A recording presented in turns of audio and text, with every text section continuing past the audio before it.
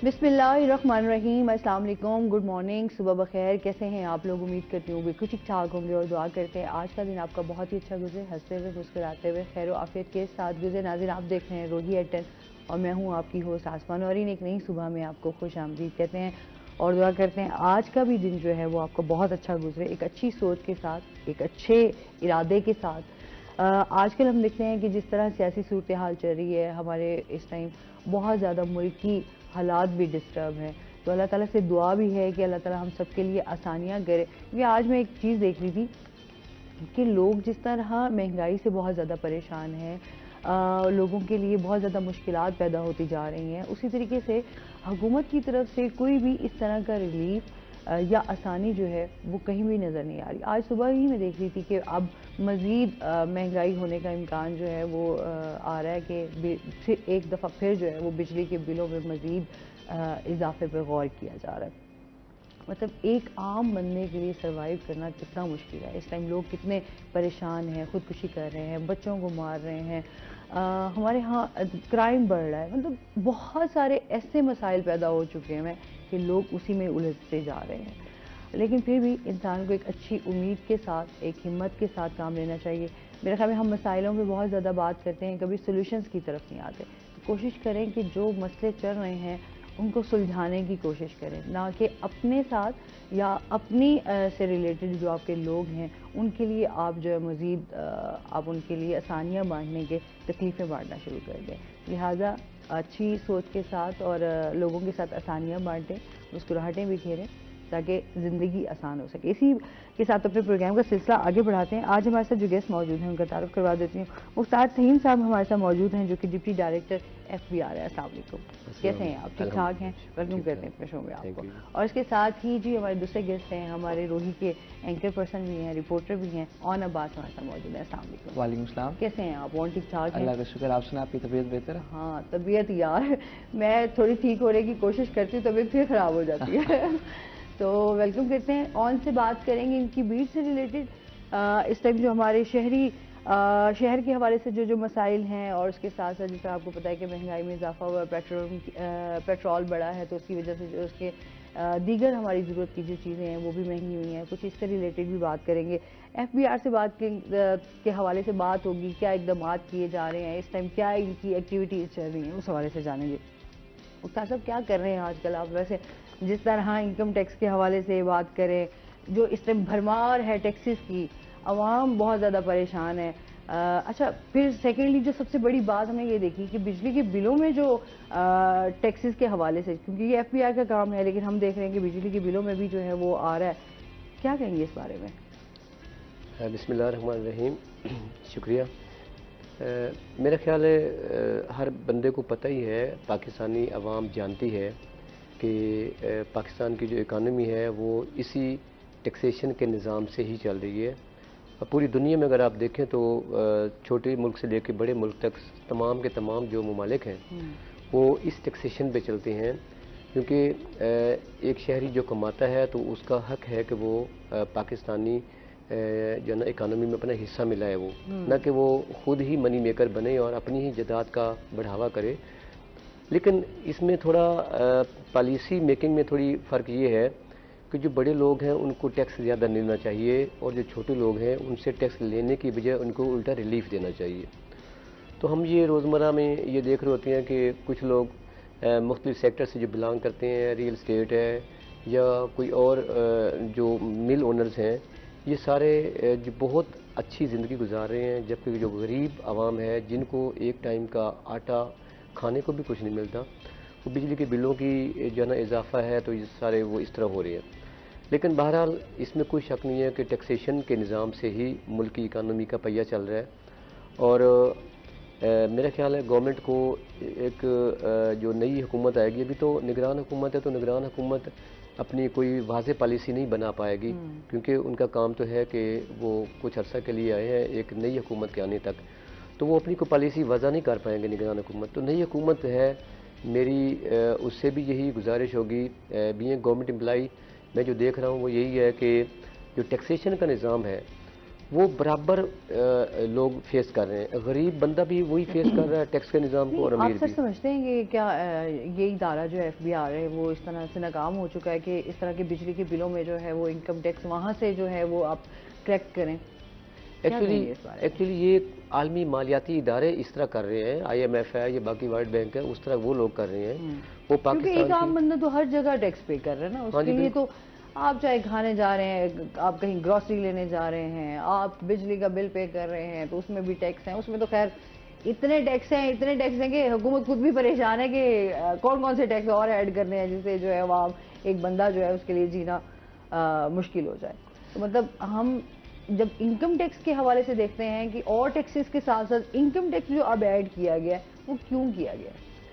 Actually being income tax officer मैं इसको इस तरह तो नहीं कहूँगा कि ये गलत है, लेकिन बहरहाल ये है कि एक निज़ाम इसके ऊपर होना चाहिए कि जिस तरह वो हमारी एक मिसाल है ना कि हिस्सा बकदरे जुस्सा, तो जो ज़्यादा आमदनी कमा रहा है, जो ज़्यादा पैसा कमा रहा है उसके ऊपर ज़्यादा लागू होना चाहिए, जो कम उसके ऊपर कम होना चाहिए।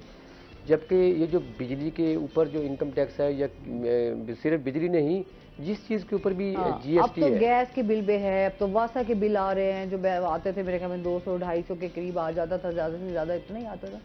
अभी हम जा रहे हैं वो 1200 है, किसी का 1500 आया हुआ है, किसी का 2000 आया हुआ है।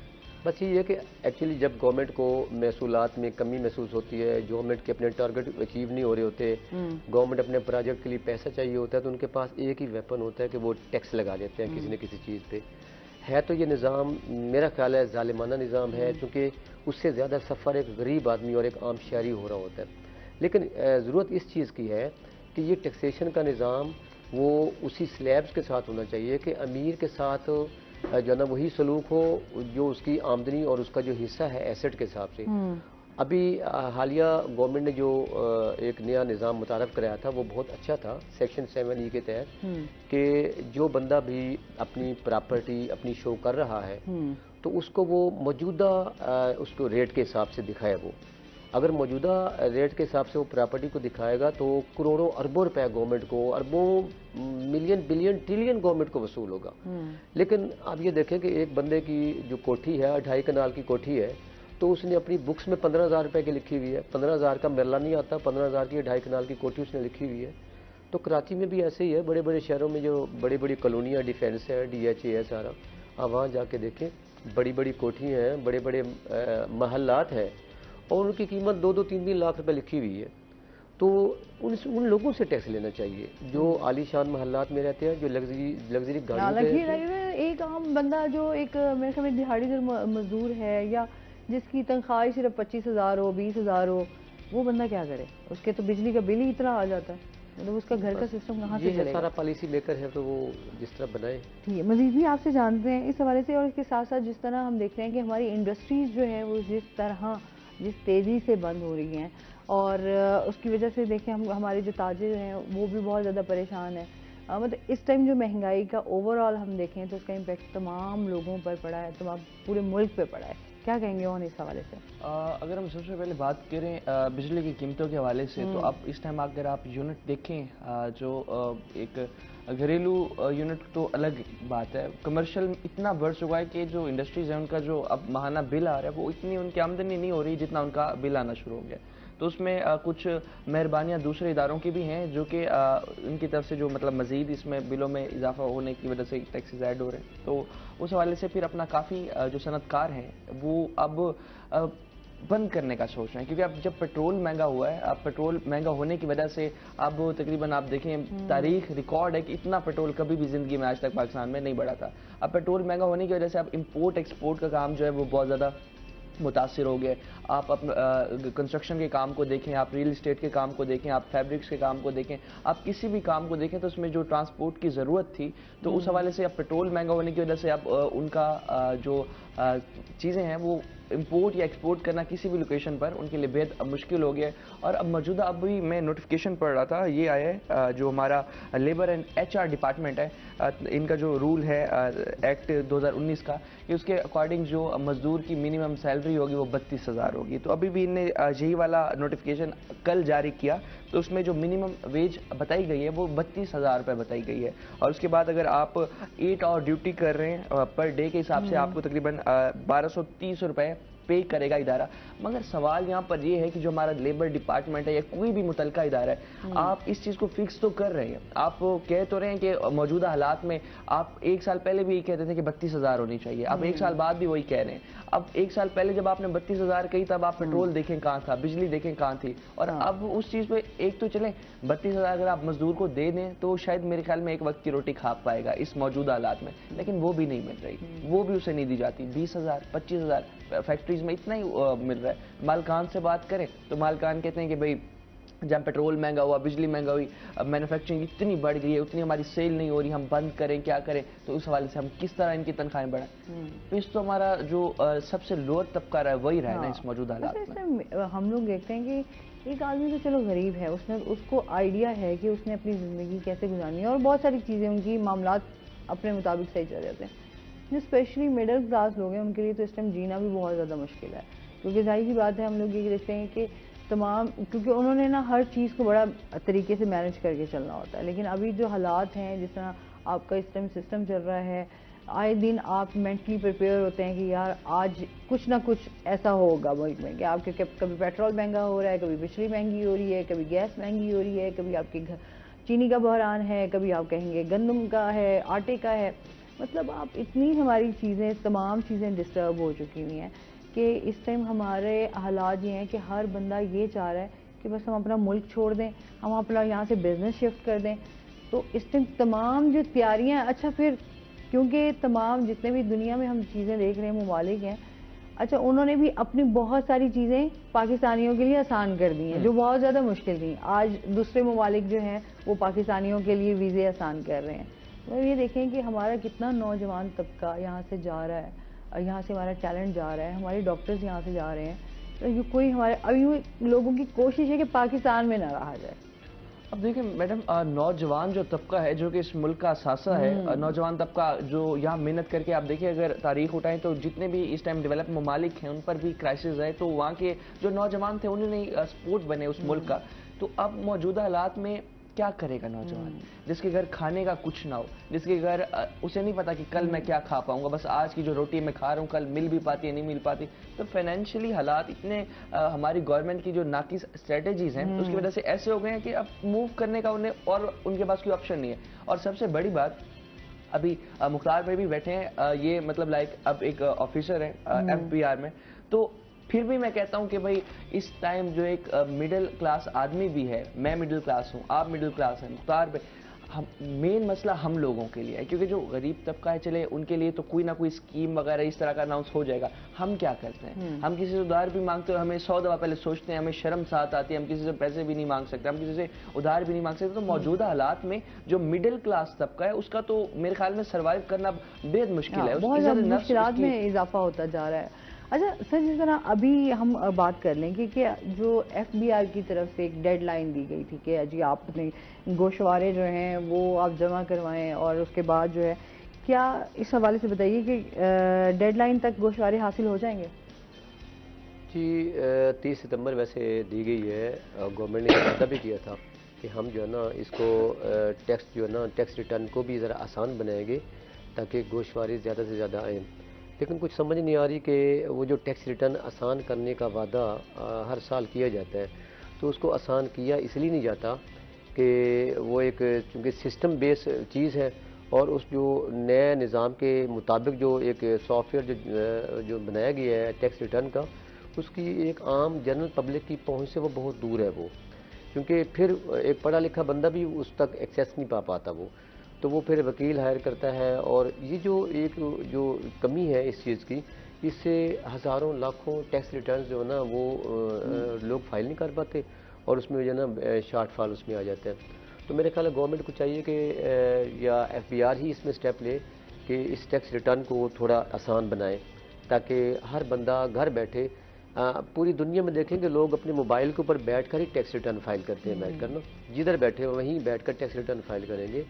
इधर भी अवेयरनेस तो है काफ़ी हद तक, लेकिन कुछ इसमें ऐसी कॉम्प्लिकेशंस हैं, कभी हमारा वो जो नेट स्लो हो जाता है, तो कभी हमारा ऐप जो है ना उस साइट के ऊपर इतना लोड होता है कि लोग जो है ना टैक्स रिटर्न टाइम भी नहीं दे पाते। हाउएवर जो टारगेट है हमारे, मैं अगर जनूबी पंजाब के वाले से बात करूं तो हमारे तो टारगेट्स मोस्टली अचीव हो चुके हैं, और होपफुली कि इसी 30 सितंबर तक जो है ना मुल्तान आरटीओ का और एलटीओ का और हमारे जनूबी पंजाब का टारगेट इंशाल्लाह पूरा हो जाएगा टैक्स रिटर्न का। अच्छा जी, एक कॉलर भी हमारे साथ मौजूद है। अस्सलाम वालेकुम। वालेकुम सलाम, क्या हाल है मैम, ठीक है आप? जी अल्हम्दुलिल्लाह बिल्कुल ठीक ठाक। क्या कहना चाहेंगे? जी मेरा सवाल है मुख्तार साहब से कि ये जो गोशवारे भरने होते हैं ना, रिटर्न फाइल करनी होती है, तो बार बार ऑफिस के चक्कर लगाने पड़ते हैं और वकीलों के पास जाना पड़ता है। ये कोई आसान तरीका करवा दें ताकि बंदा घर बैठ के आसानी से भर सके रिटर्न।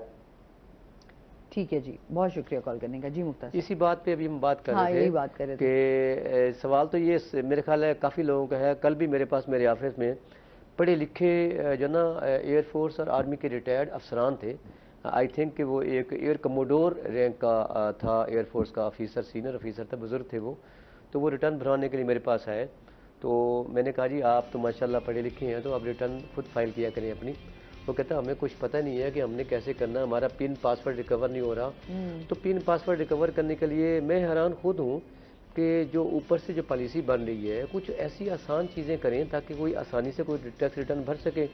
अब मैं खुद एफबीआर का एहलकार हूँ, तो मुझे ही कुछ उसमें प्रॉब्लम फील हो रहे होते हैं कि मैं उस टैक्स रिटर्न को मतलब उसमें पिन पासवर्ड रिकवर करने के लिए उसमें कुछ ऐसी कॉम्प्लिकेशन डाल दी गई हैं। तो हाउएवर हमने अब अपना हेल्प डेस्क तो बनाया हुआ है अपने ऑफिस में। जो लोग टैक्स रिटर्न जिनको लगता है कि वो नहीं भर पा रहे, तो हमारे चीफ कमिश्नर साहब ने हमें एक हेल्प डेस्क बना दिया है कि लोगों को फैसिलिटेट भी किया जा रहा है, टेलीफोनिकली भी हम फैसिलिटेट करते हैं, और जो लोग हमारे पास आते हैं हम उनकी टैक्स रिटर्न फाइल भी कर देते हैं, क्योंकि it is not our job. Tax return एक बंदे की प्राइवेसी होती है, वो खुद ही फाइल करता है वो। बट हम जो है ना सीनियर सिटीजन को या जो लोग इस तरह के नीडी होते हैं हम उनको फैसिलिटेट करते हैं अपने दफ्तर में। टैक्स रिटर्न फाइल होती है, तो अगर जिसको हेल्प चाहिए हो, हमारी हेल्प लाइन भी हमारी है, और जो है ना हमारा एक हेल्प डेस्क भी दफ्तर में है। दफ्तर में आए, टैक्स रिटर्न भरवाएं, हम उनकी हेल्प करेंगे इंशाल्लाह। अच्छा जी, एक और कॉलर भी हमारे साथ मौजूद हैं। अस्सलाम वालेकुम। वालेकुम सलाम जी, अली हसन है हमारे साथ, क्या कहना चाहेंगे? जी, मेरे दो सवाल हैं। एक तो मुख्तार साहब से है। पहला सवाल वो ये था कि जो न्यू टैक्स लगाए हैं गवर्नमेंट ने, न्यू अमेंडमेंट कानून बनाया है टैक्स के हवाले से, तो वो पूछना था कि इस हवाले से क्या जो है जो घर अपने हैं बड़े टैक्स, उसका कितना तरीकाकार है, कितना टैक्स पे करना होगा? अच्छा, दूसरा सवाल क्या है आपका? दूसरा ये कि मेरे फ्रेंड है ओनाबाद, उनको मैंने गाना डेडिकेट करना चाहता हूँ। ठीक है जी, कर सकते हैं आप। तो सवाल का जवाब चाहने थे। अच्छा, पहले सवाल का जवाब चाह रहे हैं और उसके बाद सॉन्ग आएंगे। जी जी मुख्तार साहब। अच्छा जी, मेरे ख्याल इन्होंने कोई घर पे टैक्स पूछा, घर हाँ पे जी, पूछा नए टैक्स जो अभी इन्होंने, हाँ जी।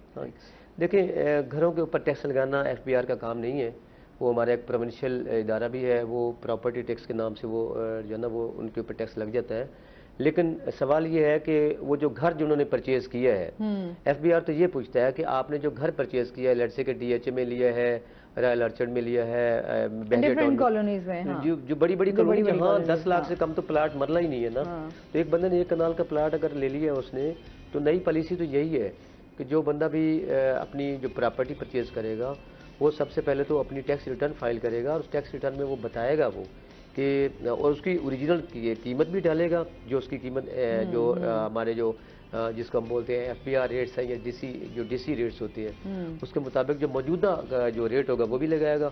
और उसके ऊपर अगर उसके पास कोई उसकी वैलिड रिकन्सिलेशन नहीं है कि मैंने पैसे ये कहाँ से लिए थे और कैसा मैंने किया था, तो उसके ऊपर जो है ना वो ड्यू टैक्स भी जमा करवाएगा।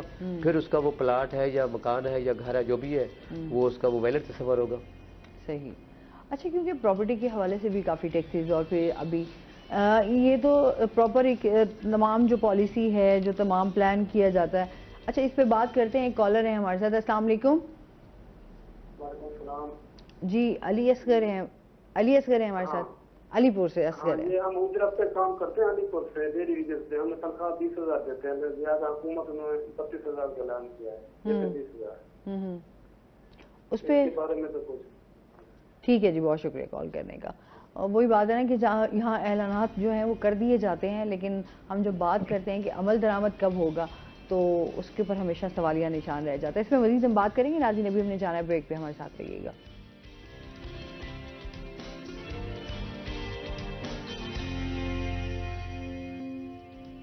वेलकम बैक नाज़रीन, रोही एटन में आपको एक बार फिर खुश आमदीद कहते हैं। उसके साथ ही चलते हैं अपने सेगमेंट की तरफ, टुडेज वेदर।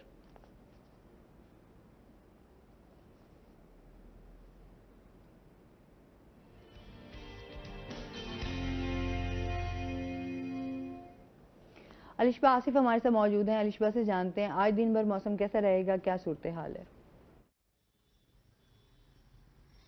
जी आसमा, अगर मुल्तान के मौसम की बात की जाए तो आज मुल्तान का मौसम जुज़वी तौर पर अबर आलूद रहेगा। महकमा मौसमियात के मुताबिक ज़्यादा से ज़्यादा दर्जा हरारत 35 सेंटीग्रेड तक जाने के इम्कानात हैं, जबकि कम से कम दर्जा हरारत 28 सेंटीग्रेड तक रिकॉर्ड किया गया है। इसी तरह हवा में नमी का तनासुब जो है वो 88% तक रहेगा।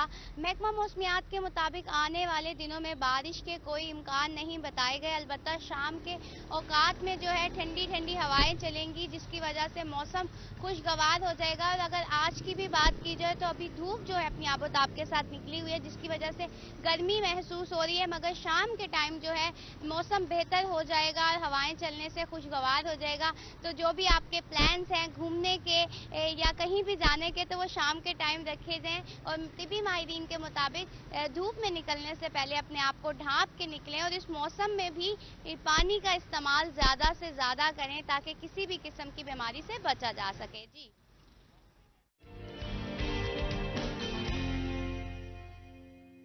अलिशबा आसिफ आपका। अच्छा, इसके साथ साथ हम जो है बात ये भी करेंगे कि इस टाइम जो ताजिर हज़रात हैं उन्होंने महंगाई के ख़िलाफ़ जो है वो क्या एहतजाज भी हो रहे हैं, अभी उनकी क्या उनका रद्द अमल आ रहा है, इस हवाले से भी बताइएगा। इस तरह से अभी हमें कॉलर ने भी कॉल की और उनका यही कहना था कि गवर्नमेंट की तरफ से 32,000 जो तनख्वाह है, कम से कम जो मजदूरी है वो 32,000 देनी चाहिए, मगर वो नहीं दी जा रही। अब महंगाई का जो डायरेक्टली इफेक्ट हो रही है तो वो तो पूरी कौम हो रही है। अब जो ताजिर हजरात हैं जो आज एक चीज़ खरीद रहे हैं तकरीबन 100 रुपए के हिसाब से, और कल वही चीज़ अगर 120 हो जाए तो वो तो इस चीज़ को स्टॉक कर लेते हैं। और फिर उसके बाद सबसे ज़्यादा शोर भी उन्होंने नहीं डाला हुआ है, लेकिन सबसे ज़्यादा इसमें अगर हम नुकसान देखें तो वो किसका होता है? वो होता है दिहाड़ीदार तबके का, जो उनके पास मजदूर खड़े, जिनने बोरियां उठा के उनकी दुकान में अनलोड करनी है, जिनने रक्षा चलाना है, या जो भी मतलब वहाँ पर लोग हैं जो मजदूर तबका है सबसे ज़्यादा। क्योंकि जब वो शटल डाउन हड़ताल कर देते हैं तो पूरे 1-2 दिन की दिहाड़ी किसकी मरती है? मजदूर की। अच्छा, एक कॉलर है हमारे साथ। अस्सलाम वालेकुम। हेलो, अस्सलाम वालेकुम। वालेकुम सलाम जी, सबा है हमारे साथ। पेश करती हूँ। जी जी बिल्कुल जी, क्या कह रहे हैं? अच्छा, आज जो टॉपिक चल रहा है मतलब सरमुख्तार है, ये मतलब बहुत अच्छे तरीके से हर कस्टमर से पेश आते हैं। एक सेकंड, ये मुझे सवाल ये करना था, ऐसी आज के हम जैसे लेडीज या कोई भी किसी काम के लिए या रिटर्न के लिए जाना पड़ता है तो वहाँ मतलब काफी मतलब जाहिर है कस्टमर का एक तो बहुत ज्यादा बर्डन होता है, वहाँ थोड़ी सी दुश्वारी भी हमें पेश आती है। और सेकंड ये कि वहाँ कोई लेडीज भी नहीं होती। तो मुझे ये कहना था कि आया रिटर्न के लिए छोटा सा काम है, या तो कोई ऑनलाइन हम लोगों को फेवर मिलनी चाहिए, या फिर ऐसा हो कि चाहें और हम लोगों को दुश्वारी का सामना ना करना पड़े। बजाते खुद मैं इनसे वाकिफ हूँ, बहुत अच्छा मतलब ये कस्टमर के साथ पेश आते हैं और ये बहुत अच्छे से मतलब हर कस्टमर को गाइड करते हैं। ठीक है सबा, बहुत शुक्रिया आप कॉल करने का। जी चलो शुक्र है, मेरी तो तारीफ होगी, मेरी तो नहीं, एक जो अच्छे लोग होते हैं उनकी हमेशा तारीफ होती है।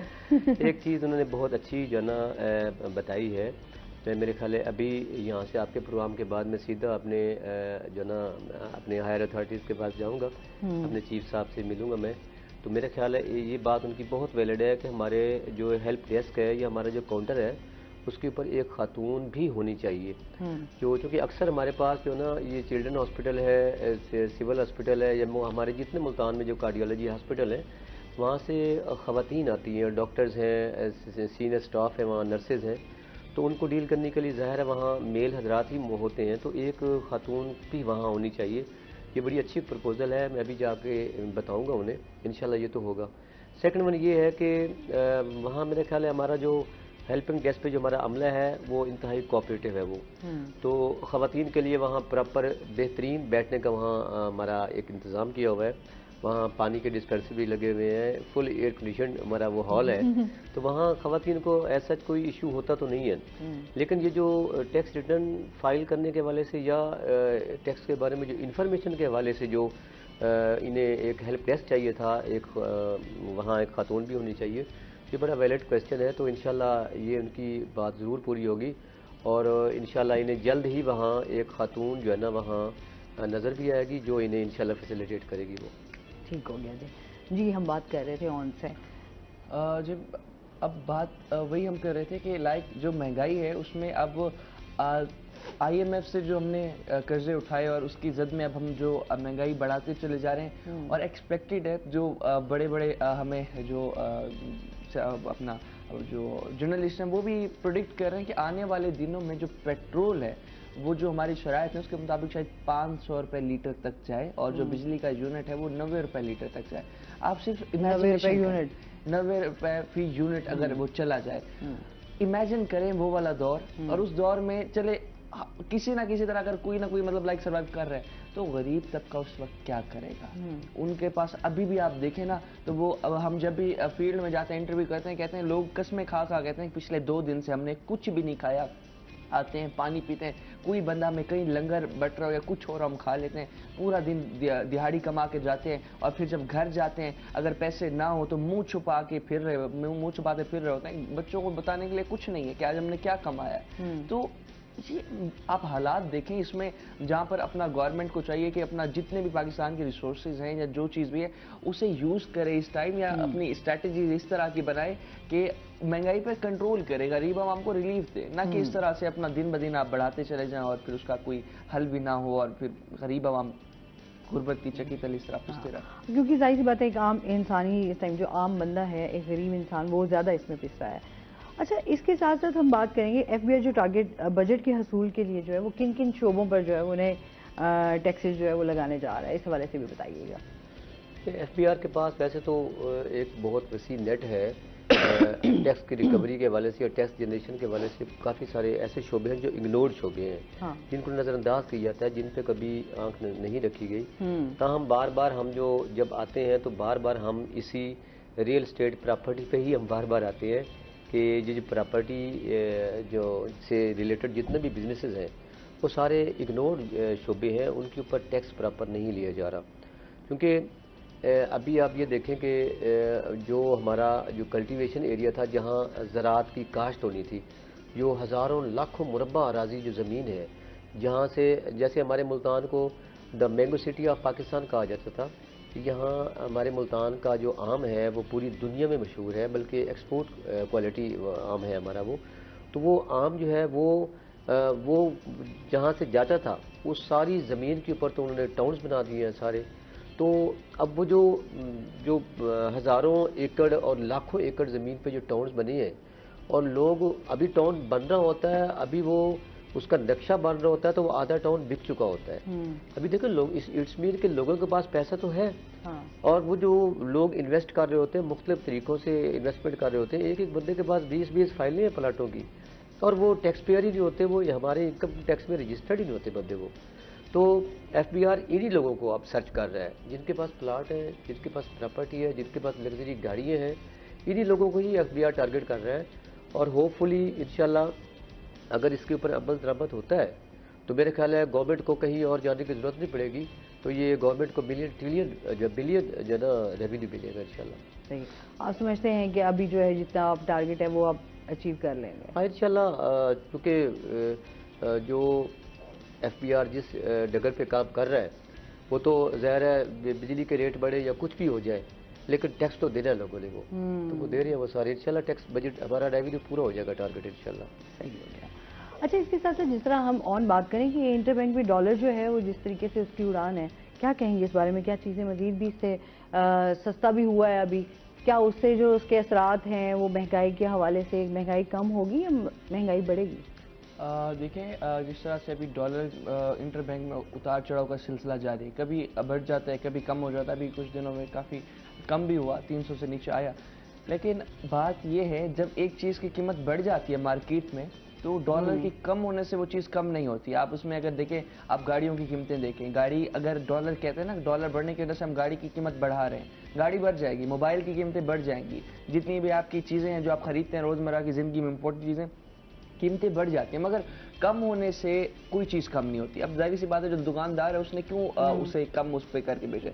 मेन चीज़ इसमें आ जाता है चेक एंड बैलेंस इदारों का। अगर जहाँ महंगाई को आप कंट्रोल नहीं कर रहे, एटलीस्ट उतना तो चेक एंड बैलेंस रखें ना। जो अगर आपका डॉलर कम हो रहा है तो उसके अकॉर्डिंग जितने भी दुकानदार हैं, जितने भी सनतकार हैं, ताजिर हैं, जो भी चीज़ वो इम्पोर्टेड चीज़ जो बेच रहे हैं, कोई ऑटोमोबाइल इंडस्ट्री में आप उठाएं, टेक्सटाइल इंडस्ट्री में उठाएं, जहाँ से इम्पोर्ट की जाती हैं चीज़ें, तो वहाँ पर एटलीस्ट इसकी तो वो इंश्योरिटी लें कि भाई जो चीज़ भी वहाँ से खरीदी जा रही है डॉलर के कम होने के बाद, उस चीज़ को कम उस पर बेचें। कुछ भी नहीं हो रहा, कुछ ऐसा कंट्रोल नहीं। जाहिर सी बात है कि हम अगर डॉलर की बात करें तो कौन जाके इसके ऊपर चेक एंड बैलेंस करेगा, आखिर मार्केट में जाएगा कौन इन चीज़ों को कंट्रोल करेगा? इसमें मजीद हम जानेंगे। नाज़रीन, अभी हमने जाना है ब्रेक पे, हमारे साथ रहिएगा।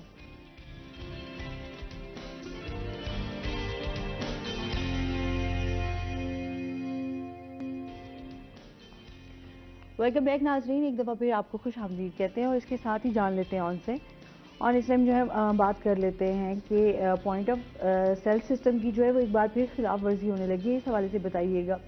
जी, जिस तरह से मुख्तार भी बैठे हैं, FBI से इनका ज़्यादा ताल्लुक है, हम जाते हैं बीच में जब इनके पास, तो पॉइंट ऑफ सेल सिस्टम जो FBI ने मुतारिफ करवाया था, तो उसमें अपना जितने भी जो कारोबारी हजरात थे उन्हें इस सिस्टम से मुंसलिक होना था। और उसके बाद जब वो इस सिस्टम से मुंसलिक हुए थे, उसका फ़ायदा ये था कि FBI को उनकी टोटल आमदनी का अंदाज़ा हो जाता और फिर उसके बाद जो उस पर टैक्स है वो उसके मुताबिक लगाया जाता। तो अब जो लोग उसे सिस्टम से मुंसलिक हुए थे, तो वो जो इनवाइस होती है, जो एक सिस्टम आपने कंप्यूटर का सिस्टम है, वहीं से इनवाइस निकाल कर अपने जो कस्टमर है उसे देनी है। तो वहीं से आपकी जो भी जितने भी सेल परचेज दिन की हो रही है वो FBR से वो सिस्टम कनेक्टेड होता है और वहाँ से ही अंदाज़ा हो जाता है आपकी आमदनी का। लेकिन अब लोग क्या कर रहे हैं, वो हैंड रिटन रसीदें देना उन्हें दोबारा शुरू कर दी। FBR के सिस्टम से मुंसलिक हुए क्योंकि FBR ने बड़ी सख्ती की थी, जुर्माने किए थे, उन पर एक्शन लिया था और सील की थी दुकानें। तो उसके बाद अब दोबारा से वो हैंड रिटन जो रसीदें हैं वो देने लग गए, जिसकी वजह से अब दोबारा इस सिस्टम की खिलाफ वर्जी होने लगी। अब FBR इसमें दोबारा इन एक्शन होने लगे और इस पर मजीद कार्रवाइयाँ होंगी। और जो ताजिर या जो भी बिजनेसमैन इस चीज़ की खिलाफ वर्जी कर रहे हैं और हैंड रिटन रसीदें दे रहे हैं, तो उसमें फिर अपना उन्हें कोई रिलीफ नहीं दिया जाएगा। सही। अच्छा, टैक्सेस के हवाले से जिस तरह हम बात कर रहे थे कि टैक्सेस में इजाफा हो रहा है, अच्छा फ़ोन के हवाले से भी थोड़ी सी बात कर लेते हैं। इस टाइम जैसे मोबाइल्स के हवाले से कहा जा रहा है कि उस पर मज़ीद अब जो है वो टैक्स भी जो है वो PTA की तरफ से उनको वसूल किए जाएंगे। जो टैक्सेस हैं उसके हवाले से बताइएगा कि वो किस तरह आसान हो सकते हैं या अदा हो सकते हैं। देखिए, पहले आपने फ़ोन की बात की, तो कल भी हमें दफ्तर में हमारे एक दोस्त है, तो वो पूछने लगे कि हम जो फ़ोन बाहर के ममालिक से लेके आते हैं तो उसके ऊपर तो चले नए फ़ोन के ऊपर तो टैक्स ड्यूटी वगैरह होते हैं, लेकिन जो पुराना हम लेके आते हैं वो भी बंद हो जाता है, उसके ऊपर भी टैक्स का इशू हो जाता है। इशू उसमें यही है कि अगर आप बाहर के मुल्क से आप पुराना लेके आए या नया लेके आए मोबाइल, तो जब हम पाकिस्तान आकर पाकिस्तानी सिम चिप उसमें जब डालते हैं तो वो पाकिस्तान से कनेक्ट हो जाता है। वो तो पाकिस्तान में वो जो मोबाइल जो बाहर से आया हुआ होता है वो पाकिस्तान में वो पहले से रजिस्टर्ड नहीं होता, तो ऑटोमेटिक जो हमारा जो सिस्टम है वो उसको पकड़ लेता है और वो थोड़े ही दिनों में वो उसको बंद कर देता है, जब तक कि वो एक जो है ना उसमें एक स्लिप जनरेट करता है जिसमें उसका PTA के कवानीन उस पर लागू होते हैं, उसके ऊपर कस्टम ड्यूटी होती है और वो जमा करा देता है वो। तो टैक्सेस के हवाले से आपने भी बात पूछी है, तो मेरा ख्याल है गवर्नमेंट को सिर्फ मोबाइल इंडस्ट्री से नहीं, गवर्नमेंट को तो काफ़ी और चीज़ों से टैक्सेस आ सकते हैं, लेकिन गवर्नमेंट करती क्या है, एक आसान हदफ समझती है कि जहाँ से ये जो लग्जरियस चीज़ें हैं जैसे TV है, फ्रिज है, AC है, मोबाइल है, गाड़ियाँ हैं, तो ये इन लग्जरियस आइटम के ऊपर ना गवर्नमेंट हमेशा टैक्स बढ़ाती रहती है और इन चीज़ों का डायरेक्ट तल्लक जो है ना वो अमीर आवाम से होता है, क्योंकि गरीब को तो जो है ना अपनी घर की मोटर भी नहीं चला सकता। अगर गरीब अपने घर की मोटर चलाए तो बिजली का बिल कौन देगा? तो वो तो ज़ाहिर नलका ही चलाते हैं, वो हैंडपम्प जो है वही चला के बेचारे गुजारा कर रहे हैं। वो मोटरसाइकिल चला नहीं सकते, पेट्रोल की कीमतें बहुत ज़्यादा हैं। तो टैक्सेस गवर्नमेंट हमेशा लग्जरियस आइटम्स के ज़रिए से ही लेती है गवर्नमेंट। अभी मैं कल ही देख रही थी कि जो अभी जैसे बहुत सारे इस तरह के हमारी मोबाइल कंपनियां जो हैं वो लॉन्च भी कर रही हैं मोबाइल्स में, तो उन पे जो है अब आपके जो टैक्स हैं वो लाखों में अदा करेंगे। हाँ, और जो भी आप नया फ़ोन परचेज़ करेंगे उसके ऊपर फिर आप लाखों पहले तो टैक्स अदा करेंगे और फिर आगे चलेंगे। मैं वैसे हैरान हूँ कि गवर्नमेंट के टारगेट तो हम पूरे करते ही रहते हैं।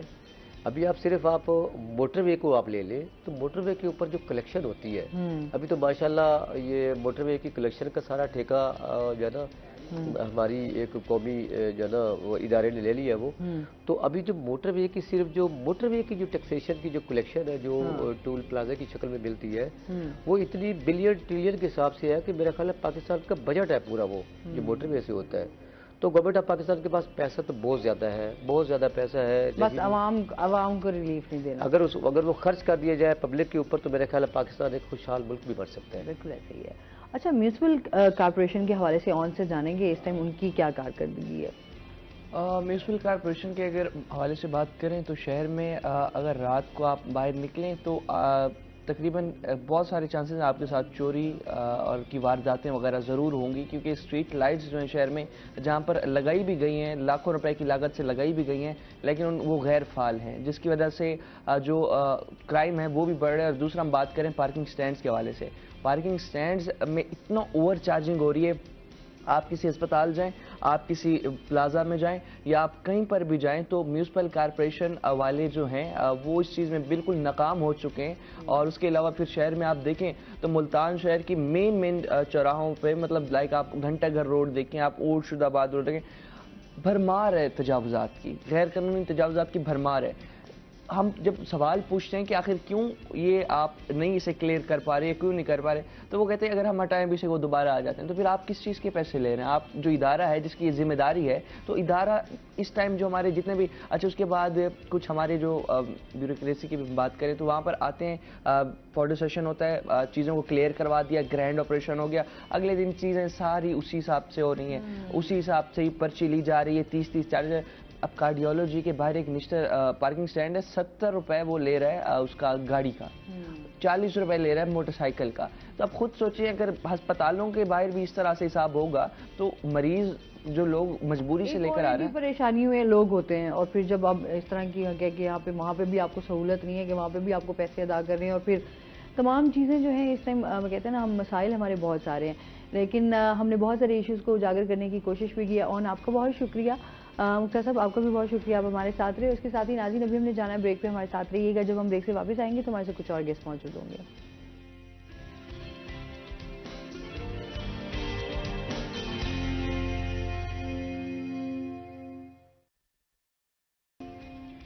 वेलकम बैक नाज़रीन, एक बार फिर आपको खुश आमदीद कहते हैं और ब्रेक के बाद हमारे साथ गेस्ट मौजूद हैं, उनकी तरफ चलते हैं। आज हमारे साथ हैं जी प्रोफेसर इनायत अली कुरैशी साहब, जो कि एजुकेशनिस्ट हैं और आज हमारे साथ शो में मौजूद हैं। अस्सलाम वालेकुम, कैसे हैं आप? ठीक ठाक? अल्लाह का शुक्र। वेलकम करते हैं अपने शो में आपको। और इसके साथ ही जो हमारी दूसरी गेस्ट हैं वो हैं जी अनिला अशरफ, हमारे साथ मौजूद हैं, जो कि सीनियर सहाफ़ी भी हैं और इसके साथ साथ ह्यूमन राइट्स एक्टिविस्ट भी हैं। अस्सलाम वालेकुम। वेलकम। कैसी हैं आप? ठीक आप ठाक कैसे हैं? बिल्कुल, मैं बिल्कुल ठीक ठाक अल्हम्दुलिल्लाह। वेलकम करते हैं अपने शो में। Thank you so much. अच्छा, आज हम ह्यूमन राइट्स पे बात करेंगे। सबसे पहले जो हमेशा हमारे एक जहन में एक बात आती है कि इंसान को सबसे पहले तो अपने राइट्स का पता ही नहीं है एक्चुअली। अच्छा, इतनी अवेयरनेस, इतनी तमाम चीज़ें आने के बाद भी हम कहीं ना कहीं ये समझ के हमें अपने राइट्स मिलते ही नहीं हैं। हम हमेशा बात करते हैं इंसाफ की, राइट्स की, तो हमारा मुआशरे में ये बड़ा, वैसे हम अफसोस के साथ बात करते हैं कि कभी भी हमारे राइट्स को उस तरीके से अव्वलीन तरजीह कभी दी ही नहीं गई। तो इस हवाले से इनसे बात करेंगे कितना काम हो रहा है इसके ऊपर और इनकी अपनी क्या एक्टिविटीज़ चल रही हैं, और साथ ही जो है हम सर से बात करेंगे ओवरऑल। एक तो एजुकेशन पे भी बात होगी, इस टाइम जो हालात चल रहे हैं उसको देखते हुए क्या इस टाइम पॉलिसीज़ बनाई जा रही हैं। बच्चों के बहुत मसाइल हैं, टीचर्स के भी बहुत सारे मसाइल हैं। इनकी अपनी 2 बुक्स हैं जी, मैं उनको भी लाजमी आपके साथ शेयर करूँगी। एक महसूसात हमारे साथ, इनकी एक बुक का नाम है और एक है फ़िक्र जवां। तो ये 2 इनकी बुक्स भी हैं, तो इस हवाले से भी इनसे जानेंगे क्योंकि अदब के साथ भी इनका ताल्लुक है। सर क्या हालचाल हैं, ठीक ठाक अल्लाह का हैं? शुक्र, क्या अल्हम्दुलिल्लाह। एक्टिविटीज़ आजकल आपकी चल रही हैं, सबसे पहले तो ये जानेंगे। जो एक्टिविटीज़ हैं, इंसान तो हर वक्त एक्टिव होता है। हाँ जी। और इससे पहले तो मैं आपका शुक्रिया अदा करना चाहता हूँ रोही टीवी चैनल्स का, जो साउथ पंजाब में ना सिर्फ बल्कि पाकिस्तान में बहुत पॉपुलर हो चुका है। ये मैं कोई ज़ुबानी बात नहीं कर रहा, क्योंकि मैं जेलम रहा हूँ कुछ अरसा, प्रिंसिपल आप तो मेरे शहर में फिर जेलम में वहाँ मैं रहा हूँ। तो वहाँ जब मैं गया तो मैं GSET government college for elementary teacher Jhelum में मेरी पोस्टिंग हो गई 2013 में, और 2015 तक मैं वहाँ रहा। वहाँ की जो ख़वातीन अपना स्टूडेंट थी वो कहा करती थी कि सर आप अपने इलाके की लैंग्वेज हमें सुनाएं। तो एक दिन माँ बोली का दिन आ गया, फरवरी में माँ बोली का दिन आया। ये 2014 की बात मैं आपको बता रहा हूँ। तो मैंने यहाँ ज़हूर धरीजा साहब से बात की कि भाई मैं जेलम में हूँ आजकल, और यहाँ government college for elementary teacher Jhelum की जो ख़वातीन स्टूडेंट हैं जो BEd कर रही हैं, तो वो हमारी लैंग्वेज भी सुनना चाहती हैं, और ताकि उन्हें पता चले, क्योंकि जब वो इसमें गीत सुनती हैं उस वक्त वो बहुत यानी खुश होती हैं। तो हम एजुकेशन के पॉइंट ऑफ व्यू से आपकी सारी नशिश कराना चाहते हैं। तो ज़हूर धरीजा साहब ने कहा कि सर ठीक है, आप ऑनलाइन हो जाइएगा, तो मैं आपकी इन स्टूडेंट के साथ जो यानी टीचर्स बन रही थी उनके साथ मैं गुफ्तगू करूँगा। तो उन्होंने फिर उनके साथ तकरीबन 98 वो स्टूडेंट थी उस वक्त, उनके साथ उन्होंने गुफ्तगू की, और उन्होंने तमाम गुफ्तगू जो है वो सराइकी लैंग्वेज में की। ये माँ बोली यानी कि जो लैंग्वेज का दिन था, क्योंकि जो अपर पंजाब की जो लैंग्वेज है पोठोहारी इलाके की और हमारी जो सराइकी लैंग्वेज है, ये किसी हद तक कुछ मिलती जुलती भी है। तो उन्हें ये शौक पैदा हुआ। तो तालीम जो है ना जी, वो एक समाजी एक्टिविटी है, एक सोशल एक्टिविटी है। इसमें हम समाजियात को फ़रोग दे रहे होते हैं, और एक ऐसा सोशल एक्शन पैदा होता है जिससे हमारी डेवलपमेंट होती है। ग्रोथ तो एक ख़ास लेवल पे आकर रुक जाती है, लेकिन जो डेवलपमेंट है वो हमेशा जारी रहती है। ये जो मैंने आपको मिसाल दी है, आप भी उसी इलाके से ताल्लुक़ रखती हैं, तो ये बड़ी खुशी की बात है कि अगर उन्होंने मेरी मेज़बानी 3 साल तक की है, तो हम भी आपके मेज़बान हैं। आप मदीनतुल औलिया में हैं, सराइकी इलाके में आई हैं। तो ये मैं तो खैर बहुत अरसे से हूँ, मैं तो मेरी तो खुद मदर इधर मुल्तान से है। तो ये यानी ये सोशल एक्शन है, ये सोशल एक्टिविटी है जिसके ज़रिए एजुकेशन जो है वो प्रमोट होती है। और एजुकेशन इंसान जो है वो माँ की गोद से हासिल करना सीखता है, और वो माँ बोली वो पहली यानी कि तालीम होती है और पहली तरबियत होती है, मदर लैब जो है, जहाँ से बच्चा जो है वो लर्निंग सीखता है। अब ये लर्निंग जो है इसके डिफरेंट लेवल्स होते हैं, और बिल आखिर ये लर्निंग जाके परमानेंट लर्निंग बन जाती है, और तालीम और ताल्लुम का जो तालमेल है वो बन जाता है। बिल्कुल। मजीद भी आपसे बात करते हैं। अनीला हमारे साथ मौजूद है, तो अनीला से जानिए, अनीला आजकल क्या एक्टिविटीज़ चल रही हैं, ह्यूमन राइट्स पे कितना काम कर रही हैं? ह्यूमन राइट्स तो क्योंकि मैं as a complaint cell officer काम कर रही हूँ साउथ पंजाब में, तो जेंडर बेस्ड वायलेंस जो है उस पर हमारा फोकस भी होता है, और ह्यूमन राइट्स के वायलेशंस पे भी होता है। तो उसी पे चल रहा है, और बरसों से उसी पे ही काम चल रहा है, जिस पे कहीं कोई ठहराव या पड़ाव नहीं आ रहा फिलहाल। सही। जितने भी हम इंसानी हकूक के बारे में बात कर रहे हैं, औरतों के हकूक पे बात कर रहे हैं, और अभी तक हम उस चीज़ को पॉइंट को ही नहीं लोगों तक पहुंचा पा रहे, या वो लोग शायद उस लेवल पे नहीं है। क्योंकि हमारी बदकिस्मती ये है साउथ पंजाब की, स्पेशली जो हम सराइकी बेल्ट हैं, कि वहाँ लोगों का पॉवर्टी रेशो भी बहुत ज़्यादा है, और इलिटरेट लोग भी बहुत ज़्यादा हैं।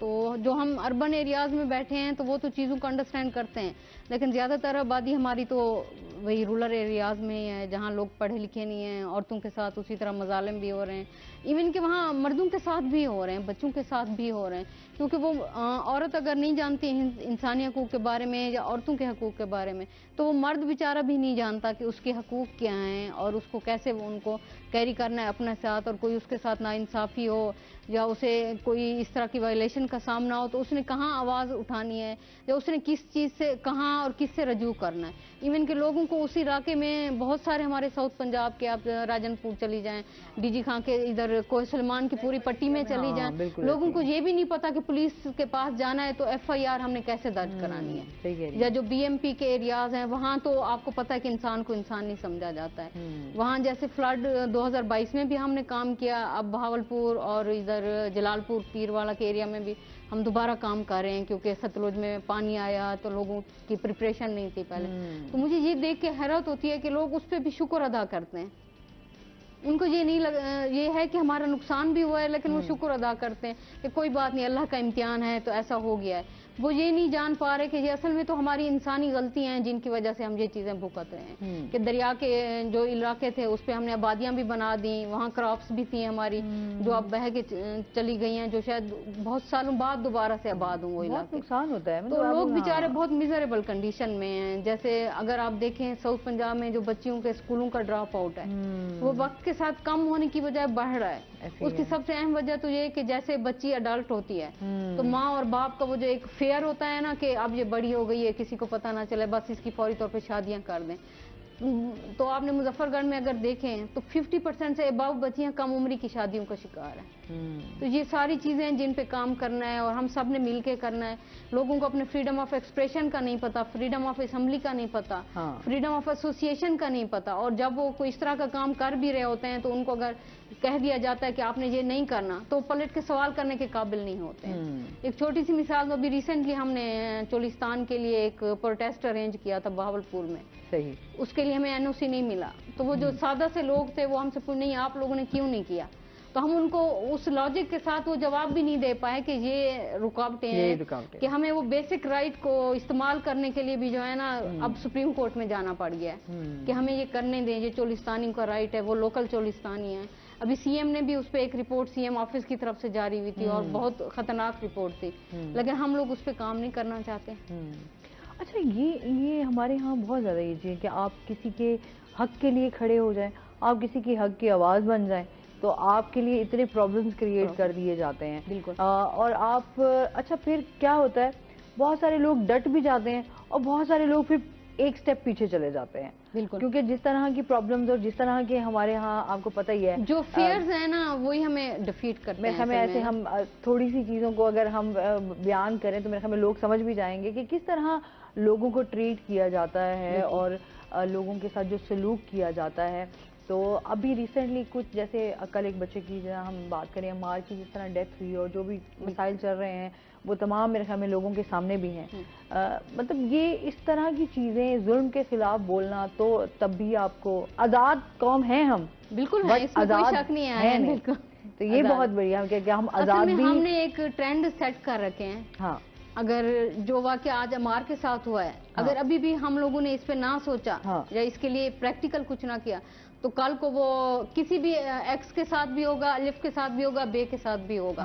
तो वो हम इसी स्टेज पे ही खड़े होंगे, इसी तरह रो रहे होंगे, इसी तरह बोल रहे होंगे, लेकिन ये नहीं सोच रहे होंगे कि ये अमल क्यों नहीं किया गया। तो हमारे लोग वो जो रैपिडली हमारे साथ बेरोजगारी का एक इशू है, जो माशरती खौफ है, लोग क्या कहेंगे, सबसे जो हमारा प्रॉब्लम है, हम कुछ भी करने लगते हैं हम ये सोचते हैं यार लोग क्या कहेंगे, हम अपने हक के लिए बोलें, किसी के हक के लिए। इवन कि रिसेंटली मैंने हरासमेंट इशू पे कुछ स्टोरियां की और आवाज़ उठाई तो मुझे प्रैक्टिकली थ्रेट भी मिले और मुझे लोगों ने बाकायदा ये कमेंट्स पास किए, क्योंकि ये खुद ऐसी वैसी औरतें हैं तो इसलिए ये ऐसी बातें करती हैं। उन्होंने खुद आईना नहीं देखा वो कि हम क्या कर रहे हैं, असल में हम ये कर रहे हैं। हमारा मुआशरा बड़ा बेहिस है मैं समझती हूँ, और हम लोग जिस मुआशरे में रह रहे हैं वहाँ इंसान की तो वैल्यू है भी नहीं। अच्छा, अगर कोई अच्छा काम कर रहा है उसको कभी अप्रिशिएट किया भी नहीं जाएगा। अच्छा, लोग अब पता है क्या, ज्यादा तमाशाई जो हैं वो ज्यादा बन चुके हैं। लोगों के लिए है कि अच्छा आपके कहीं हो गया है तो पहले तो 100 बातें आप उसके करैक्टर पे चले जाएंगे, बिल्कुल आप उसकी वजूहात पे तो जाएंगे ही नहीं। और औरत के लिए तो सबसे, औरत के लिए सबसे बड़ा हराने के लिए यही एक टूल है ना कि उसके करैक्टर पे बात कर लें। औरत जब घर से निकलती है ना, कदम बाहर निकालती है, काम करने के लिए जा रही है, उसकी कोई मजबूरियां भी हो सकती हैं, उसके कुछ मसाइल भी हो सकते हैं, बट हमेशा हमने ये देखा कि औरत के करैक्टर के ऊपर बात की जाती है। अब देखें ना कि हमारे जो निसाब है अगर उस पर हम नजर दौड़ाएं, या जो हमारा निसाब तश्कील दे रहे हैं लोग, उनको देखें, उन्होंने जो बेसिक ह्यूमन राइट्स हैं उस पे तो कभी निसाब में शामिल नहीं होने दी उन चीजों को। और हमारी यूनिवर्सिटियों से लेके प्राइमरी स्कूल तक हर जगह पे कोई भी एक ऐसा एजुकेशनल इंस्टीट्यूट नहीं है, कॉलेज है, यूनिवर्सिटी है, मदरसे हैं इवन के, कि आप इंसानी हकूक पढ़ा रहे हो। उन बच्चों को ये तो बताया ना कि तुम इंसान हो, तुम्हारे ये इंसानी हकूक हैं और दूसरे के ये हैं। आप जिम्मेदारियां तो बताएं। हम नहीं करा रहे, हम सिर्फ उनको कहते हैं कि ये तुम्हारा फर्ज है, ये तुमने रटी रटाई चीज पढ़नी है। हमने 1965 के, 1875 के, 1857 के सारे लॉज कानून, हम मीडिया के स्टूडेंट्स हैं, हमें भी वो पुरानी किताबें रटाई जाती हैं। और जब हमारे बच्चे फील्ड में आते हैं तो वो पहले तो परेशान ही रहते हैं ना कि करना क्या है। हम पढ़ के तो कुछ और हैं और यहाँ हो कुछ और है। असल में तो जरूरत ये है कि जो ह्यूमन राइट्स और UDHR हैं वो हमारे निसाब का हिस्सा बनाए जाएं, या जो लोग उन पे काम कर रहे हैं तो उनको एज अ गेस्ट स्पीकर ही सही चले, हम ये तकलीफ करें, उनको बुलाएं हम अपने इंस्टीट्यूट्स में और हमारे स्टूडेंट्स को वो बताएं कि क्या चीजें हैं और क्या नहीं है, इंटरनेशनल लेवल पर क्या भी जानेंगे, क्योंकि आप एजुकेशनिस्ट हैं। आप इस हवाले से आप बताएंगे, मतलब ये जाहिर सी बात है, ये तो हमारे समझ लेना बेसिक चीज है, इसको हमारे साथ जुड़ना चाहिए, हमें पता होना चाहिए, इसके ऊपर अवेयरनेस होनी चाहिए। देखिए बात ये है कि ये जो करिकुलम है जिसे हम निसाब कहते हैं, निसाब जो है ना ये एक वे है और ये हमें मंजिल तक पहुंचा देता है।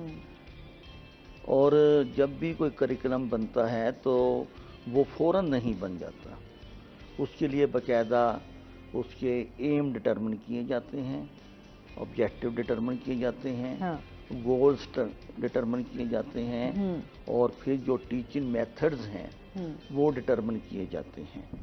और इसके साथ साथ और जो उसके यानी कि दीगर जो इंडिकेटर्स हैं उन्हें यानी कि शामिल किया जाता है। और फिर करिकुलम जो डेवलपमेंट है ये कोई आसान काम नहीं है, ये बहुत डिफ़िकल्ट टास्क है। ये बात मैडम की किसी हद तक सही है कि ह्यूमन राइट्स जो है वो करिकुलम का बहुत कम हिस्सा है। ह्यूमन राइट्स मुख्तलिफ क्लासेस में मुख्तलिफ स्टेज में करिकुलम का हिस्सा है, लेकिन वो माइक्रो लेवल पे है, जुज़वी तौर पर है, यानी कुल्ली तौर पर नहीं है। तो लेकिन यूं आगे अपना क्लासें बढ़ती चली जाती हैं, ह्यूमन राइट्स का बाकायदा एक स्पेशल यानी कि मुख्तलिफ, जैसे मैंने पाकिस्तानियत में मास्टर किया या MPhil किया तो उसमें भी ह्यूमन राइट्स पढ़ाया गया। और इस तरह और जो सोशियोलॉजी है और बहुत से जो सोशल साइंसेज के सब्जेक्ट हैं उसमें यानी हायर लेवल पे तो ये बाकायदा यानी कि इसे अच्छे यानी कंटेंट के साथ पढ़ाया जाता है। लेकिन जो छोटी क्लासेस हैं वहाँ अभी जो लर्नर होता है उसे ह्यूमन राइट्स का पता नहीं चलता। जब हम उन्हें ह्यूमन राइट्स के यानी कि रूल्स बताते हैं और जब हम उनसे UNO की बात करते हैं तो वो बच्चा उस लेवल पे यानी कि वो समझने से कासर होता है। लेकिन उस लेवल पे हम जो यानी कि हमारी यानी कि मिडिल क्लासेस हैं या सेकेंडरी लेवल है वहाँ पर ह्यूमन राइट्स को यानी इंट्रोड्यूस करा चुका होता है। और हम ह्यूमन राइट का सबसे पहला दर्ज जो है हम हज़रत मोहम्मद सल्लल्लाहु अलैहि वसल्लम का वो खुतबा इरफात देते हैं, उन्हें हज्जतुल वदा के मौके पर दिया वो खुतबा, वो यानी कि हमारी बुनियाद बनता है, उससे अवेयर कर दिया जाता है। अब ये जो सोसाइटी है जिसे हम हजूम कह रहे हैं और उस सोसाइटी को हम ये कह रहे हैं कि ये ख़वातीन जब घर से बाहर निकलती हैं तो उनके ऊपर यानी कि इशारे किए जाते हैं, लेकिन अब जो है ना ये वो दौर तकरीबन तब्दील होता चला जा रहा है। अर्बन सोसाइटी में ये बहुत रिड्यूस होता जा रहा है। हाँ, जो रूरल सोसाइटी है वहाँ पर इसकी मौजूदगी है, लेकिन ख़वातीन का जो इज़्ज़त और एहतराम है वो मैडम का तजर्बा तो मुझसे ज़्यादा है क्योंकि आप तो ख़वातीन के ऊपर काम भी कर रही हैं। मैंने भी जेंडर को स्टडी किया है और ख़वातीन को भी स्टडी किया है। और अब तो आप ये देखें जो जेंडर इश्यूज़ हैं वो लोग जानने लग गए हैं कि जेंडर के क्या इश्यूज़ हैं। बल्कि पाकिस्तान में भी और मुल्तान में ख़ास तौर पे ट्रांसजेंडर की एजुकेशन दी जा रही है और ये हमारे स्कूल एजुकेशन ने शुरू की है। हमारे यहाँ पर सेक्रेटरी एजुकेशन रहे हैं साउथ पंजाब डॉक्टर एहतिशामुल हक, उन्होंने बाकायदा मुल्तान में ट्रांसजेंडर पे क्लासेस का आगाज़ किया और आज भी वो क्लासेस हो रही हैं। तो जेंडर के जो मामलात हैं, पहले तो हमारे जो कम्युनिटी है और सोसाइटी है उसे जेंडर का पता ही नहीं। वो जेंडर के नाम से ही यानी कि वो मानूस नहीं है, उन्हें पता नहीं जेंडर होता क्या है। अब अगर उन्हें पता चल जाए तो फिर उन्हें ट्रांसजेंडर का नहीं पता, ठीक है ना जी, उन्हें फिर जो डिफ्रेंशिएशन है वो नहीं पता। इन चीज़ों को बताने के लिए जो सोशल एक्टिविस्ट हैं, जो समाजी तंजीमें हैं, जो ह्यूमन राइट्स की तंजीमें हैं, जो यानी कि कम्युनिटी बेस्ड ऑर्गेनाइजेशन हैं, और जो अर्ली एजुकेशन है, एलिमेंट्री और प्राइमरी एजुकेशन है, वहाँ पर बच्चों को यानी कि ब्रेनस्टॉर्म किया जाए, वहाँ के लर्नर को ब्रेनस्टॉर्म किया जाए कि जेंडर क्या होता है, और जेंडर्स के जो मेजर इश्यूज हैं वो तो बड़ी क्लास में बताए जाएंगे, लेकिन जो यानी कि जेंडर की जो डेफिनेशन है वो हम उस लेवल पे उन्हें बता सकते हैं। तो करिकुलम जो है ये कोई एक आदमी तो नहीं बनाता, इसके लिए तो बाकायदा पूरी एक टीम बैठती है, करिकुलम बनता है, फिर उसकी रिव्यू कमेटी होती है, फिर उसके बाद एक प्रोसेस है, उसके बाद जाकर करिकुलम जो है ना वो कंप्लीट होता है, क्योंकि ये नेशनल लेवल पे बनाया जाता है।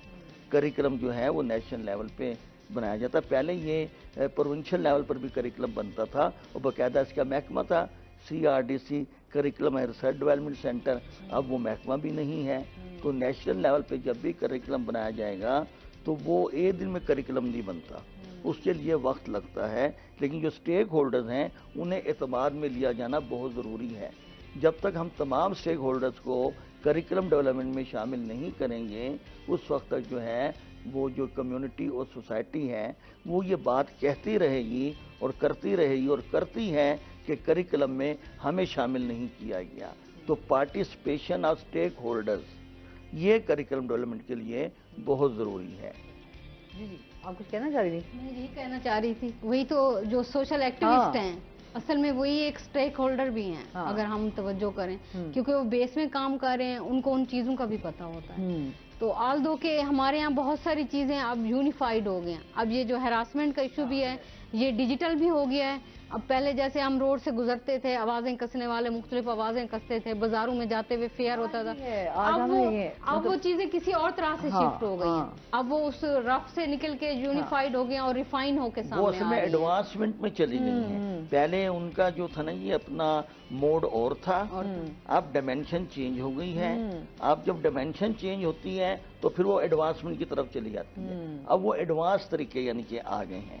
अगर मैं उनका यहाँ जिक्र करने बैठ जाऊँ तो बहुत सी बातें जो ना फिर उस गैर अखलाकी अनएथिकल में चली जाती हैं। तो ये है यानी कि जो टीजिंग ऑफ यानी कि विमेन है, और जब वो विमेन बालिग होती हैं, बलूगत की हद को छू रही होती हैं, तो फिर ये यानी कि उन्हें इसका सामना करना पड़ता है, उनकी हरासमेंट होती है। अच्छा, हरासमेंट हर जगह है। अब आप हम कहीं काम कर रहे हैं, हम कहीं जा रहे हैं, इवन कि अपने घरों में भी समटाइम हम बहुत सारी चीज़ें फेस कर रहे हैं। तो इस पर मजीद भी हम बात करेंगे। नाज़रीन, अभी हमने जाना ब्रेक पे, हमारे साथ रहिएगा।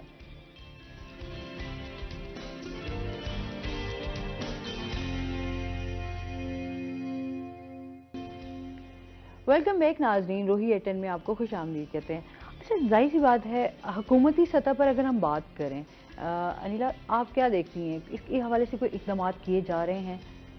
बिल्कुल, इक़दाम बहुत हो रहे हैं। हमारे मुल्क में कानून भी हैं। हर कानून के ऊपर अमल दरामद है। हर चीज़ की सेफ्टी के लिए, आपकी प्रोटेक्शन के लिए, आप अगर पढ़े लिखे हैं, आपकी इंटरनेट तक रसाई है, तो आप उसको सर्च आउट कर सकते हैं कि ये चीज़ें हैं। बट सवाल ये आता है कि उसकी इम्प्लीमेंट कहाँ पे है। सिर्फ ये है, क्योंकि जिन लोगों ने उसको इम्प्लीमेंट करना है वो कोई भी कानून है, आपकी बेसिक हेल्थ का इशू है उसका लॉ है, आपकी राइट टू एजुकेशन का लॉ है, आपकी राइट टू लिविंग का लॉ है, कोई भी है, उसको आप जो उसको इम्प्लीमेंट कर रहे हैं वो इतने सेंसिटाइज आपने नहीं किए कि वो उसको जान सकें, उस पर सोच सकें और उस पर बात करते हुए वो उसको एक लॉ को प्रैक्टिकल शक्ल में भी लेके हैं। जैसे हमारा माजरत पुलिस का जो सिस्टम है, हमारे अच्छे अच्छे पढ़े लिखे और बरह रास्त CSP करके भी आने वाले पुलिस ऑफिशियल्स हैं, लेकिन जब वो आम थानों तक पहुंचते हैं और वहाँ जो दूसरा अमला होता है उनका बिहेवियर और उनका वो सेम ही हो जाता है। बजाय इसके कि वो चेंज करें उनको, वो खुद उनके रंग में बदल जाते हैं। जैसे हमारा ऑनर किलिंग का एक लॉ है जिसमें स्टेट हमारी मुद्दाई बनती है, लेकिन क्या आपको कभी नजर आया कि पाकिस्तान से या जनूबी पंजाब से ये ऑनर किलिंग खत्म हुई है?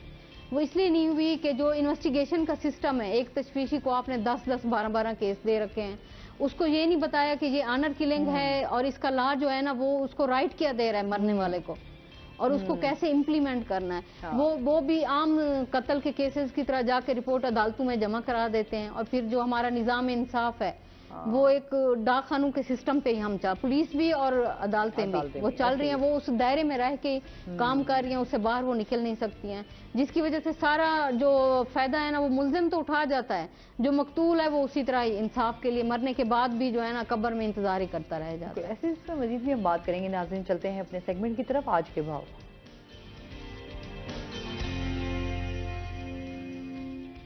शकील सुल्तान हमारे से मौजूद हैं। शकील से जानते हैं आज मार्केट में सब्जी और फलों के क्या रेट्स हैं।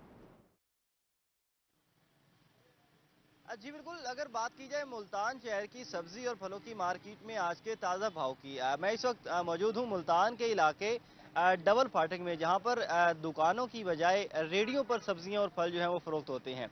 रेडियों पर फ़रोख्त करने की वजह से जो अखराजात हैं वो कम होते हैं, जिसकी वजह से यहाँ पे दुकानों की निस्बत रेट्स जो हैं वो कम दिखाई देते हैं। और उसके साथ अगर हम इसको कंपेयर करें सरकारी रेट लिस्ट के साथ जो रोज़ाना की बुनियाद पर ज़िले इंतज़ामिया की जानिब से शेयर की जाती है, उसके साथ कंपेयर करें तो 10 से 20 का फ़र्क है। दुकानों को उसके साथ कंपेयर करें तो 40 से 50 का फ़र्क जो है वो रहता है। ये फ़र्क तो रोज़ाना की बुनियाद पर बरकरार है, खुद साख्ता महंगाई भी इसी वजह से है। लेकिन अगर आज के ताज़ा भाव की बात करें, जिसमें अदरक अब सरकारी लिस्ट में भी महंगी होने लगी है, कल 940 थी, आज 962 तक पहुंच गई है, जबकि मार्केट में अभी भी 1000 रुपये फी किलो फरोख्त हो रही है। लहसुन, चाइना लहसुन जो है वो सरकारी लिस्ट में 428 मुकर्रर किया गया है, जबकि मार्केट में 400 में फरोख्त हो रहा है। देसी लहसुन 242 रुपये में, और उसके साथ मटर दुकानों पर 320 में, और इसके साथ मार्केट में 240 में। और इसके साथ बात की जाए अगर सरकारी रेट लिस्ट में तो मटर 298 तक मुकर्रर किया गया है। ये जो एक मजाक है कीमतों के साथ वो जारी है, मुख्तलिफ मकामात पर जो है कीमतें मुख्तलिफ देखने को मिलती हैं।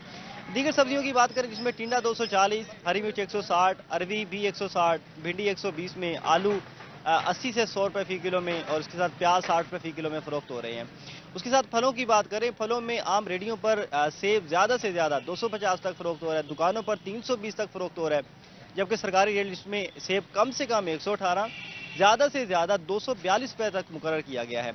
अंगूर सरकारी रेट लिस्ट में 410, मार्केट में दुकानों पर बात करें 600 रुपये फी किलो तक, जबकि आम रेडियो पर जो है अंगूर वो 200 से 400 रुपये फी किलो तक फ़रोख्त हो रहा है। इसी तरह अनार भी मार्केट में 160 से 320 रुपये फी किलो तक फ़रोख्त हो रहा है, जबकि उसका जो सरकारी रेट है वो 400 रुपये को टच कर रहा है। उसी तरह केले आज सरकारी कीमत उनकी कम हुई है, 140 तक पहुँच गई है, मार्केट में कम से कम 80 और ज़्यादा से ज़्यादा 160 रुपये दर्जन में फ़रोख्त हो रहे हैं। तो कीमतों का जो एक मजाक है वो भी जारी है, खुद साख्ता महंगाई की लहर भी बरकरार है। ज़िले इंतज़ामिया भी इन दिनों ख्वाब खरगोश के मज़े लुटने में मसरूफ़ है, मनमाने रेट चल रहे हैं, गरीब जो है वो महंगाई की चक्की में पिस रहा है, शहरी अभी भी महंगे सब्जियां और फल खरीदने पर मजबूर नजर आते हैं। जी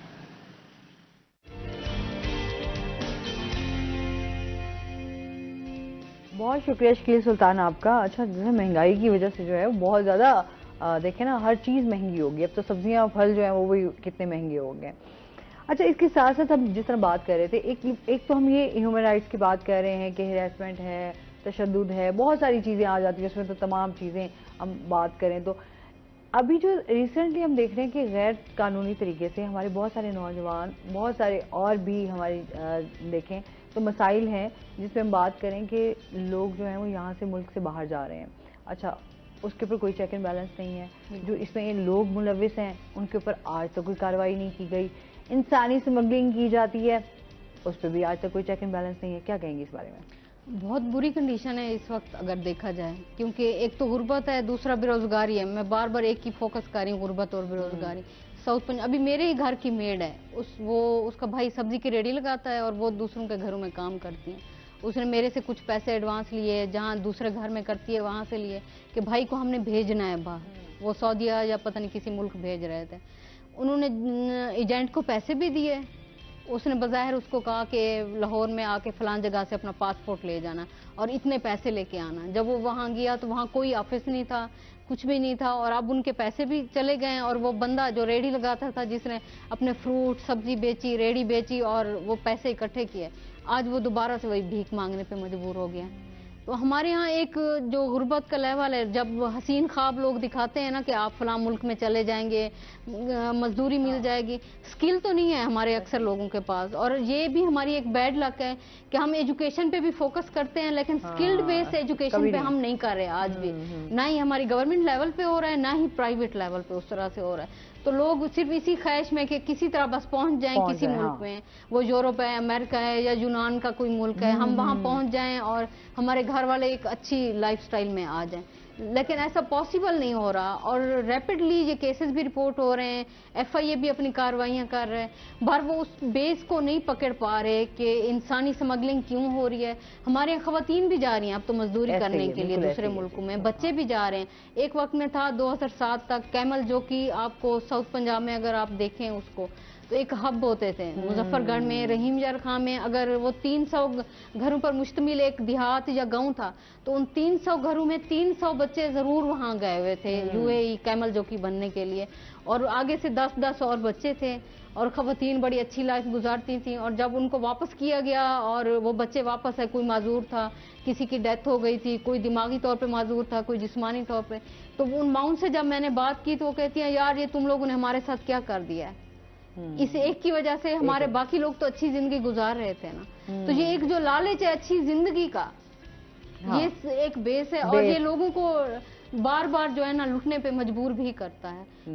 सर आप क्या करें? जी, मैं ये कहना चाहूँगा कि हम लोग खुद लुटने के लिए तैयार बैठे। अगर यही रकम जो हम एजेंट्स को दे रहे हैं, ये हम अपने ऊपर यानी कि इन्वेस्टमेंट कर लें अपने छोटे मोटे काम के ऊपर, तो ऐसा ना हो पाए। अब जो एजेंट्स लोग हैं उनका ये कोई माइक्रो लेवल पे तो कारोबार नहीं है, उनका तो कारोबार ये फैला हुआ है। उन्होंने क्लस्टर्स बनाए हुए हैं, उन क्लस्टर्स की वो केस स्टडी करते हैं कि इस क्लस्टर में हमें ये प्रोबेबिलिटी है कि इतने लोग मिल जाएंगे, फिर वो दूसरे क्लस्टर पे काम करते हैं। इस तरह जब वो होमवर्क करते हैं तो फिर उन्हें ये पता चल जाता है कि इस क्लस्टर में कितने लोग पढ़े लिखे हैं, कितने बेरोजगार हैं, कौन अनपढ़ है, कौन पैसे अरेंज कर सकता है। यानी कि वो उनकी मेंटल जो यानी कि जो सोच होती है, मेंटल रीडिंग कर लेते हैं। मेंटल रीडिंग के साथ साथ उनकी जो आगे अप्रोचेज हैं, ये एक दिन का काम नहीं होता। जैसे आजकल स्टूडेंट्स के लिए एक चार्म है कि मुफ्त अकेडमीज बन गई हैं, छोटे छोटे यानी कि इदारे बन गए हैं, वो ये मैसेज दे रहे हैं कि आप हमारे पास आए, हम आपको फलां जगह भेजेंगे, इस कंट्री भेजेंगे, इस कंट्री भेजेंगे। ये एक नया सिलसिला शुरू हो चुका है। माफिया है, तो ये और माफिया है, बहुत बड़े लोग ऐसे फ्रॉड में और इस तरह की कामों में, जराइम में मुलविस होते हैं। अच्छा, फिर सबसे बड़ी बात यह आ जाती है कि इंसान को आज तक वैसे हम लोग इतनी चीज़ें, जितनी हम कह रहे हैं जिद्दत आती जा रही है, टेक्नोलॉजी एडवांस होती जा रही है, सोशल मीडिया आ गया है, अब तो कोई ऐसी बात भी जो है वो छुपी नहीं रह सकती। तो फिर भी लोगों को अपने राइट्स का नहीं पता। देखें, पहले हम उम्रे के नाम पर ले जाते थे अपना थोड़े अरसे के लिए, और कहते थे ये खरगोश वीजे पे चला गया है। अब ये खरगोश वीजा क्या होता था कि वो आदमी वहां जाता था, उम्रा करता था, और वहीं वो गुम हो जाता था, खो जाता था, और फिर वहां वो वक्त गुजारता था, और वो उस वक्त वहां वक्त गुजारता था जब तक उसे अकामा नहीं मिल जाता था। ऐसे ही है, फिर वो वापस आता था। अभी भी ये सिस्टम चल रहा है, अभी भी है। तो अब हम यानी ये यूरोपियन ममालिक में जा रहे हैं, और वो ममालिक जिनके जो यानी करेंसी जो है वो यानी कि ज्यादा बेहतर है, उस तरफ जाने का रुख करते हैं। तो ये भी एक इंटरनेशनल यानी तमाम चीजें जो है ना वो हमारी, क्योंकि हमारे इस टाइम मुल्की सियासी सूरत हाल भी जो चल रही है, लोग बहुत ज्यादा परेशान भी हैं। इस पर मजीद भी हम बात करेंगे। नाज़रीन, अभी हमने जाना है ब्रेक पे, हमारे साथ रहिएगा।